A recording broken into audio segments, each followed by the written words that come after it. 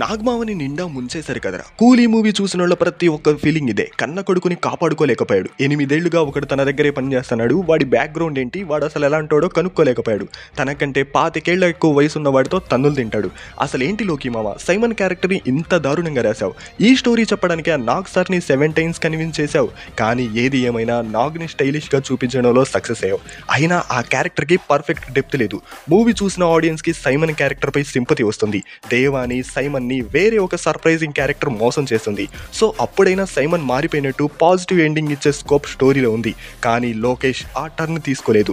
దయాల్ క్యారెక్టర్ని main villain గా portray చేద్దాం అనుకున్నాడు. కానీ ఆ క్యారెక్టర్కి ఇచ్చిన ఎండింగ్ కూడా కామెడీగా ఉంటుంది. ఒక రకంగా గమనిస్తే స్టోరీ డిస్కషన్ టైంలో నాగ్ సార్ చెప్పిన చేంజెస్ లోకేష్ పాటిస్తే కూలీ రిజల్ట్ వేరే లెవెల్లో ఉండేది. పాజిటివ్ ఫీలింగ్ ఏంటంటే నాగ్ స్టైలిష్ విలన్ గా సెట్ అవుతాడు, నో డౌట్. ఫ్యూచర్ లో అయినా ఒక స్ట్రాంగ్ అండ్ డెప్త్ క్యారెక్టర్ చేయాలని కోరుకుందాం. ఇంతకీ కూలీ మూవీ చూసారా? సైమన్ క్యారెక్టర్ మీకు ఎలా అనిపించిందో కామెంట్ చేయండి. అలాగే రీసెంట్ గా స్టార్ట్ చేసిన భాషా ఎంటర్టైన్మెంట్ ఛానల్ ని కూడా సబ్స్క్రైబ్ చేసి మీ సపోర్ట్ ఇవ్వండి. ఇది ప్రమోషన్ అయితే కాదు, హీఈస్ మై స్కూల్ బడ్డీ. తన acting, dancing, reviews and daily vlogs తో మీకు బెస్ట్ ఎంటర్టైన్మెంట్ ఇవ్వడం పక్కా. సో మన సబ్స్క్రైబర్స్ కూడా తనకి సపోర్ట్ చేస్తారని కోరుకుంటున్నాను. Love you all and signing off.